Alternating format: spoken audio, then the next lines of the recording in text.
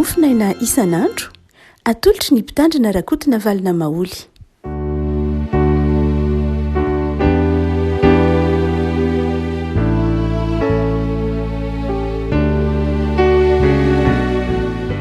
Falmerabantsika rehefa kotratra ity alarobia fahafitony volana aogositra ity ny mofinaina voalahatra hotsika dia ny bokin'ny Exodosy toko fahaefapolo. Exodosy toko fahaefapolo andininy faharoa ambin'ny folo ka hatramin'ny fahaenina ambin'ny folo. Exodosy toko fahaefapolo andininy faharoa ambin'ny folo ka hatramin'ny fahaenina ambin'ny folo vakina amin'ny anaran'i Jesosy. Ary ento Arona sy ny zanany ankeo anoloan'ny varavaran'ny tranon'ilay fionana ka ampandroy amin'ny rano izy. Ara-piakanjoy any Arona ny fitafiana masina dia hosolo sy hamasina izy mba hompisorona ho ahy. Ary ento ny zanany ka ampiakanjoy azy ny akanjo lava. Ary hosory izy tahaka ny nanosoranao ny rainy mba hompisorona ho ahy. Ary ny fanosorana azy dia ho fisorona mandrakizay ho azy hatramin'ny taran'ny faramadimy. Dia nataony Mose zany arak'izay rehetra efa nandidiny Jehovah azy no nataony. Ray masino, manamasinana ny fahamarinana ny teninao no fahamarinana. Amen. Ny fanosorana any Arona sy ny taranany ho mpisorona mandrakizay na ho mpisoron'i Jehovah no aseho an'ity mofinaina voalahatra ho antsika ity. Osotra izay nataony Mosesy. Hoy ny filazan'ny boky Exodosy dia nosasany Arona, nampandroana zany ny Arona ny taranany, dia nampiakanjona akanjo lava, dia nosorana, no avahana mihitsy zany mba ho hiavaka amin'izany asa fisoronana izany. Rehetra manontany antsika ny bokin'ny Exodosy, inona ny anton'ilay fanosorana? Ho an'Andriamanitra ve ny anton'io fanosorana io sa ho an'ny Arona? Raha toa ka mamaky tsara isika dia zao, ho an'Andriamanitra ve le izy sa ho an'ny Arona? Mazava ho azy fa raha toa ka mijery isika dia ho an'Andriamanitra ny voalohany, satria tian'Andriamanitra ho masina ny olona manatona azy. Fa ho an'ny Arona koa io, mba ho tsapany Arona ho zava-dehibe lay asa fanompoana. Diga zany le ositra io dia mandray roa. Ireo zavatra atao rehetrarehetra io zany dia mandray roa. Ho an'Andriamanitra izy, satria tian'Andriamanitra ho masina ny olona. Fa zao koa nefa ho an'ny Arona izy, mba ho tsapany Arona fa zava-dehibe le fanompoana. Ary ho an'ny olona koa izay mitazana ny Arona mba hanomezany olona toerana any Arona amin'izany asa fanompoana izany. Io zany dia mipetraka ilay fanazavana momba ny antsoina hoe masina sy tsy masina. Amin'ny teny malagasy moa tsy dia misy loatra ilay teny hoe mandika ny teny hoe tsy masina fa hoe masina sy tsy masina fotsiny ihany. Amin'ny teny frantsay miavaka tsara mihitsy ny hoe le sacré et le profane. Miavaka tsara mihitsy ny hoe ity sacré dia ity profane. Fa amin'ny teny malagasy dia masina sy tsy masina, na masina sy zavatra tsotra fotsiny zao. Zany hoe amin'ny malagasy dia voambolana manokana mihitsy rehefa miteny hoe masina izy. Tokana tsisy zavatra azo ampifanoherina aminy. Misy ataontsika hoe filôzofy filôzofy sosiôlôgy anankiroa izay miresaka betsaka mihitsy momba ny masina sy ny tsy masina.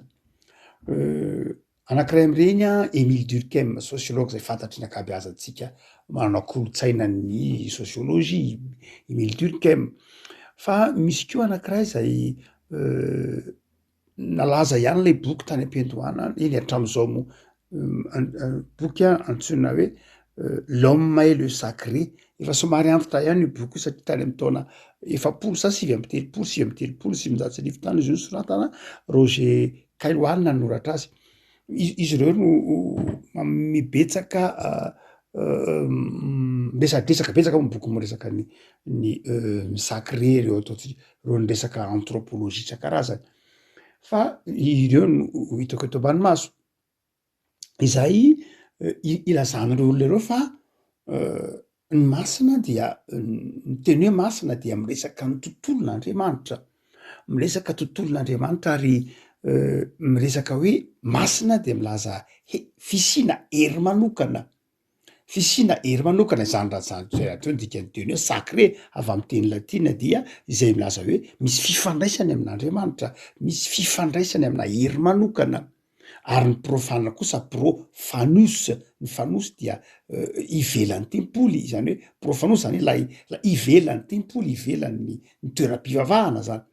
No zany dia midika ny teny hoe rehefa miteny zany tsika hoe masina sy tsy masina amy voamborana tsotra fotsiny zao de ny hoe ilay ao anatin'lay tempoly zay ifandraisana amin'Andriamanitra ny masina, ary zay ivelan'iny kosa dia tsy masina. Ilay resahan'lay hoe Roger Caillois teo de mazava ny azy ny hoe rehefa miteny hoe fahamasinana de milaza hery tsy hay hazavaina, hery tsy hay hazavaina izay aton'ny olona. Ka eto dia amy testamenta taloha dia izany fomba fijery zany zay hita anatin'ny fiarahamonina dia tena mbola mipetraka mihitsy, ny hoe ny jiosy tamin'ny andro taloha de tena nanome toerana ny fahamasinana, ary zay tao anatin'ny tempoly tao am'kianjan'ny tempoly dia azo lazaina hoe feno fahamasinana. Ny ivelan'zay kosa eny kianjan'ny jentilisa moa de efa zana hoe kianjan'ny jentilisa zany tsy mitovy am'lay toerana masina indrindra. Fa raha toa ka mijery sika ny tokotaniben'ny soatra masina manontolo sy ny tokotaniben'ny fiangonana protestanta, ny protestantisme, raha tsorona aloha de amy Calvin, Zwinglis Calvin mihitsy, ireo ataontsika hoe ray aman-dreny ben'ny fantsipivavahana taonjato faha enina ambin'ny folo, dia izy ireo de nazava ny fomba fijeriny aminy dia tsy misy loatra ny hoe toerana masina ho azy na toera manokana masina ho azy, tsy misy toerana hoe manana hery manokana zany Andriamanitra amin'ny Calvin na amin'ny Zwingli dia ny toerana masina de tsy hoe manana hery manokana ho azy zany, tsy mipetraka mihitsy ny hoe amy protestanta zany hoe masina sy tsy masina, tsy de zay loatra ny olana, tsy misy hoe tsy misy zany hoe atoerana nanaovana pelerinage manokana zany hoe toerana nisy an'Andriamanitra manokana tamin'ireo olona ireo de zao tsy mipetraka zay, tsy mipetraka zay amin'ny Calvin na tamin'ny Zwingli. Fa izy ireo de nanazava manao hoe masina kosa amy toerana rehetra zay itoriana ny tenin'Andriamanitra, amy toerana rehetra zay iainona ny tenin'Andriamanitra, amy toerana rehetra zay iderana an'Andriamanitra sy hanomezana voninahitran'Andriamanitra de eo ny fahamasinan'Andriamanitra. Zany hoe tsy misy toerana manokana zany havaka. Ty moa avy amy vao mivoaka avy amy niditra tamin'ny fantsipivavahana dia notoeriny mihitsy ny ary ihany ny misy an'Andriamanitra, ary kosa tsisy an'Andriamanitra, ity toerana ity de ity zavatra ity de ty nitoeran'Andriamanitra, ity kosa tsy toeran'Andriamanitra.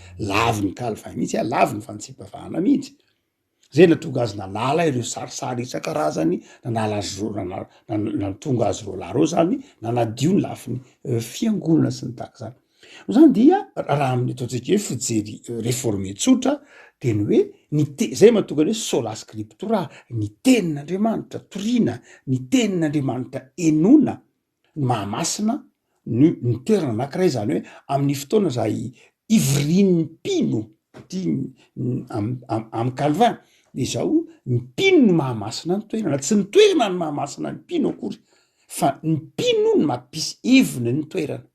Zany hoe satria ny mpino ny tempolin'Andriamanitra, isika ny tempolin'Andriamanitra, tsy ny trano akory, tsy ny vatandrindra. Ary ao anatin'ilay ataontsika hoe confession helvétique ty amy taona tsy diso enina amby enimpolo sy dimanjato sy arivo, eny namafisiny karazana fanambaram-pinoana tany Ekôsy koa izy io ty amin'ny taonjato fito ambin'ny folo, ny hoe Andriamanitra tsy mipetraka mihitsy fa ny ekipona protestanta zany na fanambaram-pinoana protestanta zay tsy tokony adonoantsika koa fa hoe fanambaram-pinoana protestanta akory tsy hoe tokana fa BTP nanao zany ny tany ny fiangonana congrégationaliste nanany azy, ny Frentsa nanany azy, ny tany Suisse nanany azy, ny tany Frantsa nanany azy, BDB fa tsy hoe tokana akory ny mety ho fanambaram-pinoana akoatra ny fanambaram-pinoana fototra na ny fanekipona fototra zay novantsika tamin'ireo concile lehibe fito voalohany Nicée, Constantinople, Chalcédoine, maromaro izy ireo zany.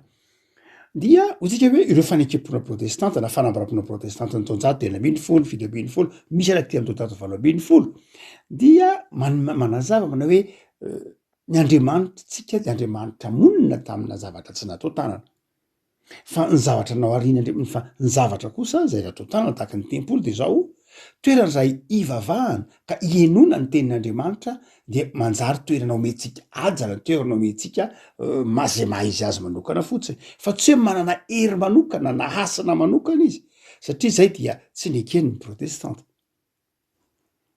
io tsy hoe inona ny disona inona ny marina loatra raha satria mety am katolika hoe antsotra zany nye fomba fijeriny avana katolika fa my protestanta de zay manao hoe ny olona no itoerany ny olona ny mpino ny toeran'ny fanan'andriamanitra ao anatin'ny mpino ny fanahy masina de ny mpino zany ny mahamasina ny toerana anankiray ka na iza toerana ivorian'ny mpino to ivorian'ny fiangonana de eo andriamanitra de masina io zany masina io fotoana io dia amy protestanta tsara ny manamarika fa na amy kristianina rehetra mihitsy ara-moa zany satria efa mivoatra be ny fifandraisana dia reto zavatra efatra reto tsy tokony ho adonona mihitsy ny ataontsika hoe mana toerana na masina amy protestanta masina amy lafiny hoe tsy ilay toerana akory fa masina rehefa eo omen'ny protestanta toerana manokana ireto lafin-javatra efatra ireto voalohany de ny tanindrazana fomba fiteny hoe masina ny tanindrazana fa tsy lay tany loatra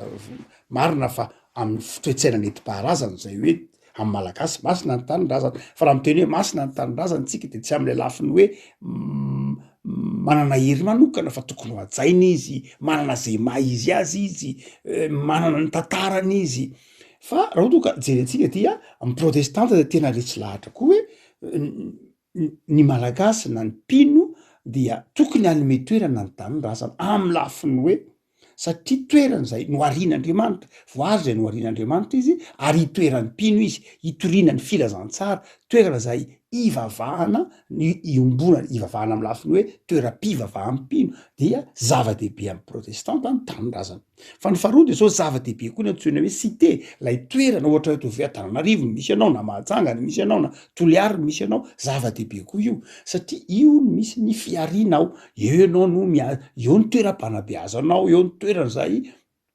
ivelaranao dia eo koa zany enonao ny itoriana ny tenin'andriamanitra sy ny tahaka zany itoerana io fa ny fahatelo de ny fiangonana ny tranotoerana misy ny fiangonana mazava ho azy dia manatoerana amy protestanta fa tsy manatoerana am'lay resahantsika averin'andria mandeha tsy le manatoerana amy lafiny hoe manana fahamasinana ho azy fa satria misy mpino ao misy tenin'andriamanitra toriana ao ary ny faevana de zao ny tokatrano zay ambaran'ny Calvin hoe fiangonana kely ozy manao hoe inona zany ny dikan'zao zavatra inona no ako raha mamaky inona no akony zao ataontsika hoe fanokanana na fanosorana ny arona zao inona ny tena tiany ampitay raha jerena ty amy testamenta vaovao jerena ty amin'ny androny am'zao andro atsika zao sy ny protestanta sy ny amin'ny fijery protestanta manokana ny epistilany Hebreo de manazava fa tandindo ny zavatra ho avy reny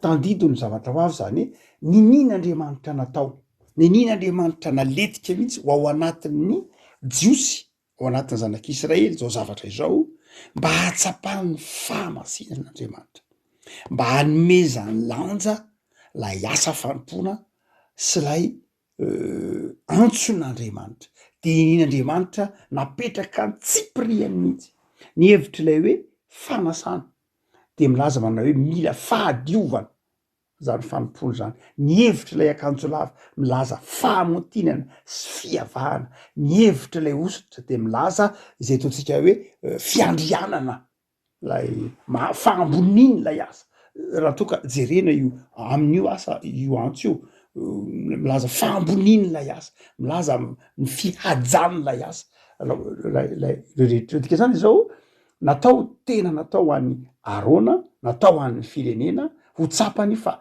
masin'andriamanitra raha mijerytsika ty amy testamenta vaovao de indrindra ho an'ny epistilany Hebreo dia ny ankony zany ny dikany de zao inona moa le ositra iza moa le vao ositra Jesoa ary inona le ositra ny fanahy masina zay nanaovanambadisantsika rehetra no zany de zao mipiny rehetra dia tokony ho tahaka ny arona tahaka ny zanaky arona ny mpino rehetra de efa ny sasany Kristy tamin'ny rany ny mpino rehetra de zao efa nandray zay osotra izay io no mahatonga ny protestante am'ilay andro lehibe protestante andro fahadimy manao hoe fanjaka mpisorona midikany teny hoe fanjaka mpisorona de zao mpisorona daholo no am'ilay fanjakana zay no heviny ny fiangonana zany de fanjaka mpisorona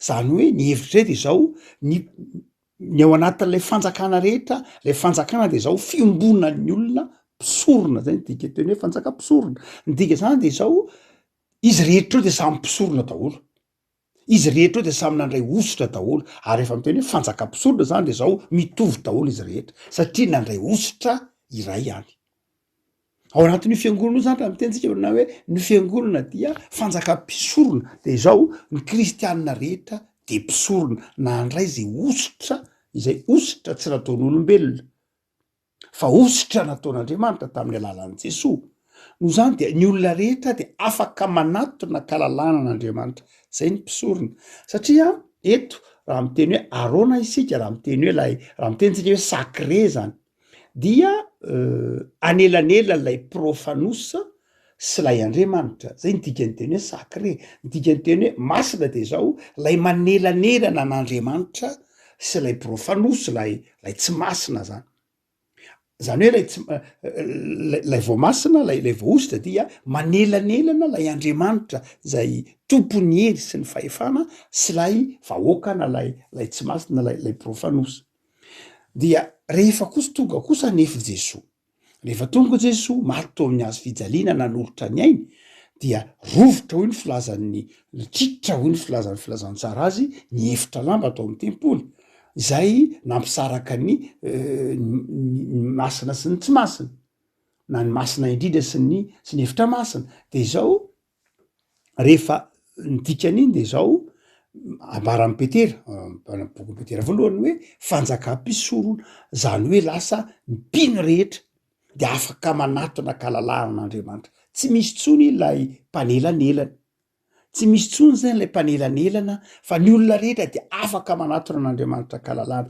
ary Andriamanitra koa de zao naneho ny tenany sy nanambara ny tenany amin'ny fiangonana amin'ny tsiray avy no Jesosy Kristy tompo zay mahatonga ny epistilio any Hebreo manazava hoe Jesosy Kristy tompo no lay mpisorona be farany satria manomboka zao de zao ny tsiraray avy de tokony mpisorona midikany hoe mpisorona eo de zao hoe mitondra ny tenanao eo anatrehan'Andriamanitra tsy misy tsony zany olona andrasanao hitondra ny tenanao hitondra ny vavakanao hitondra ny fanirinao ilaina ihany zany amin'ny intercession amin'ny lafin'izay fa izao hoe enao mihitsy de tompona ndraikitra amin'ny finoanao enao de tompona ndraikitra amin'ny fanoloran-tenanao enao dia tompona ndraikitra amin'ny fanatonana an'Andriamanitra satria Andriamanitra efa nanatona anao am'izay fotoan'izay dia zay le atao hoe fanjaka mpisorona ary satria Calvin fanjaka mpisorona ny olona ny fiangonana zany hoe mitovy daholo anatrehan'Andriamanitra de zao ny fahamasinan'Andriamanitra zany dia tsy sokajin'olona vitsivitsy ihany miaina azy fa ny fiangonana manontolo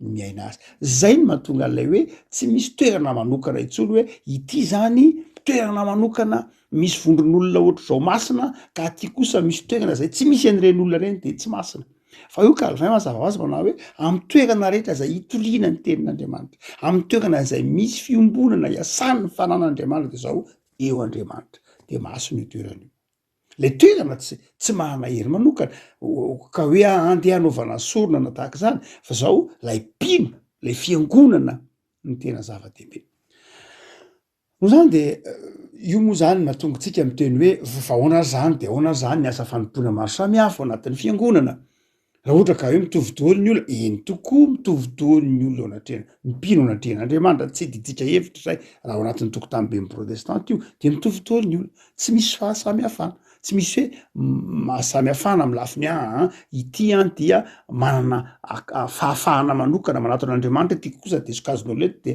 de tsy zay mitovy daholo ny olona anatrehan'Andriamanitra zay le fanjaka mpisorona fa ny mahasamihafa azy kosa de ny fanomezam-pahasoavana zay kosa de miavaka mihitsy. Izay ny mahasamihafa ny mpitandrina amin'ny dekôlina ohatra satria ny fanomezam-pahasoavan'ny mpitandrina ny mahatonga azy ho miavaka amin'ny toerana ery, ny fanomezam-pahasoavan'ny dekôlina ny mahatonga azy ho miavaka ery, ny fanomezam-pahasoavan'ny mpitendry orga mahatonga azy hoe mipetraka ery amin'ny orga ery izy, ny fanomezam-pahasoavan'ny mpampianatrira mahatonga azy hoe mampianatrira mitsangana ery aloha ery izy, ny fanomezam-pahasoavana raha tolotra amin'ny mpitandrina mahatonga azy hoe mipetraka ery ambony pilipitra izy. Tsy misy hoe fahamboniana manokana io na fahambaniana manokana satria tsy ny toerana ao anatin'ny fiangonana ny mahambony na mahambany, fa ny mahatonga ny mpitandrina hoe ery ambony ery io enona de zao satria ny fanomezam-pahasoavany de mitoro ny tenin'Andriamanitra. Koritiana voalohany toko 20, raha mitoro ny tenin'Andriamanitra izy tsy ho any an-tokotany fa ao anatin'ny fiangonana eny ambony pilipitra mba hoeno mba ho tazana. Ary raha ohatra ka mpiandry raharaha ny fanomezam-pahasoavan'ny olona anankiray mpandamina ny raharaha dia tsy maintsy any an-tokotany izy ohatra mandamina ny mpiangona na mandamina ny parikina, tsy misy hoe ambony na ambany fa izao ny fanomezam-pahasoavana. Itsika olombelona no zatra ny an-tanatohatra ka mieritreritra hoe ry fanomezam-pahasoavan'ny ry ambony ry fanomezam-pahasoavan'ny ry ambany tahak'izay olona tany Korinto amin'ny Korintiana voalohany toko 12 ka nahatonga korontana maro samihafa satria tsika zatra tanatohatra zatra hierarchia de mieritreritra hoe iry ambony ry ambany fa izao samy fanomezam-pahasoavana io. Ary ny fakapanahintsika de tratran'lay le olona nomena talenta anankiray manao hoe maninona ny mena anankiray no zany dia ambany satria ny aray fotsiny ndrendry anankidimy no zany izy ambony satria ary inona tezitra n'lay tompo anao hoe diso ianao fa tsy nisan'ny talenta ny mahambony na mahambany fa ny fampiasanao azy no mahambony na mahambany anao. Nampiasain'olo izy tsy nampiasainao ny mahamahambony na mampahambany, ny fampiasanao azy ny toetsainao ny mahampahambony na mahampahambany azy, ny fampiasanao azy ny mahampahambony na mampahambany ao, nampamokaranao zany tsy nampamokaranao zany hoe niankina taminao ny nampahambony na mahampahambany azy fa tsy niankina tamin'ilay mpanome. Fa satria ilay olona anankiray nieritreritra hoe matoa ny mena ray de ambany ary matoa ry mena dimy de ambony fa tsy izay mihitsy. Ny fanomezam-pahasoavana rehefa feo ny valiny de nitovy ihany avy avokoa. Tsy miangatra ilay mpanome zany.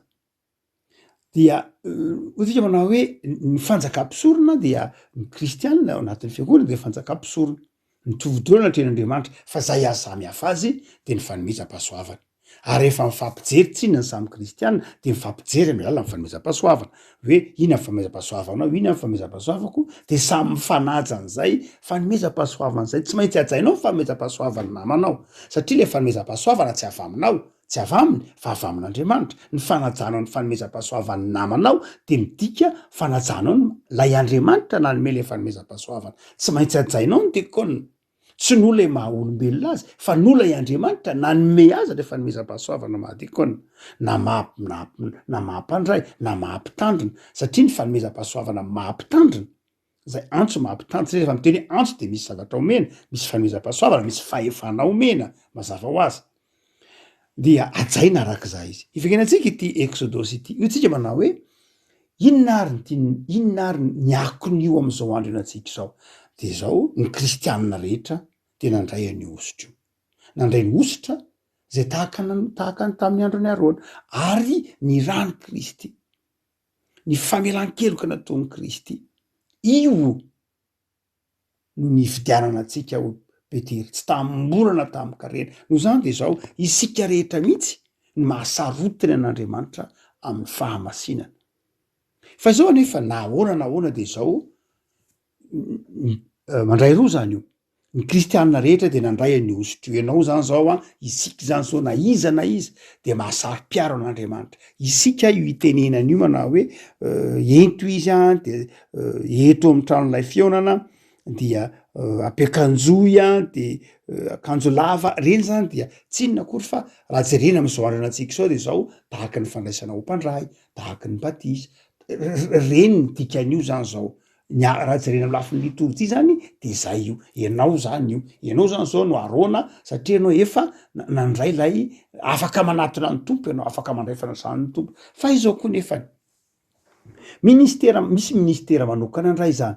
Lay ohatra hoe Arona zany mandray ny ministeran'ny mpisorona, mandray ny fanompon'ny mpisorona. Fa izao eo koa dia mety ohatra hoe ny mpiandry, mety ohatra hoe ny katekista, mety ohatra hoe ny mpitandrina, mety ohatra hoe ny évêque, mety ohatra hoe ny pretra. rendrehetra eny dia mety mandray ositra manokana tahaka zao. Iza ny manositra de ny tompo ny fiangonana. Ao amin'ny asan'ny apôstôly toko telo ambin'ny folo misy hoe atokano ahy Barnabasy sy Saoly anao ny asa zay efa niantsoko azy. Hitantsika amin'ny Korintiana voalohany toko telo ambin'ny folo io, ny tompo no miteny amin'ny fiangonana. Eto zany dia iza no maka ny toeran'ny Mosesy? Ny fiangonana manositra ny olona tsiraray zay manana mistera manokana ao anatin'ny fiangonana. De zava-dehibe zany io. Zava-dehibe zany de ny fanosorana, raha mitentsika hoe fanokanana mpitandrina, fanokanana mpiandry, dia irendrehetra eny de zava-dehibe. Toy ny zao ataon'ny Exodosy, toy ny amin'ny lafiny hoe fanomezana andraikitra, fanomezam-pahefana, fanomezana asa manokana mba ahatonga lay asa ho zava-dehibe eo anatrehan'ny fiangonana. Hotsika manao hoe natao aniza ary io fomba io. Marina loatra fa amin'ny protestanta de tsy tsy tena misy zany lay hoe fievahana manokana hoe ity masina, ity tsy masina. Ndray mantsy misy fakapanaty kely tahak'izay hoe ity taratasy ity masina manokana, ity boky ity masina manokana, ity zavatra ity masina manokana. Ndraindray misy an'izay ao anatin'ny toe-tsaina protestanta, indrindra ny malagasy. Ny antony de satria malagasy dia avy any amin'ny toe-tsaina animista. Malagasy dia animista tany am-boalohany. Mety hoe animista dia mieritreritra manao hoe misy fanahy afaka mipetraka ao anatin'ny zavaboary. Tsika zany dia ny animisme, ny tolo malagasy hoe ny fanahy dia afaka mipetraka ao anatina zavaboary.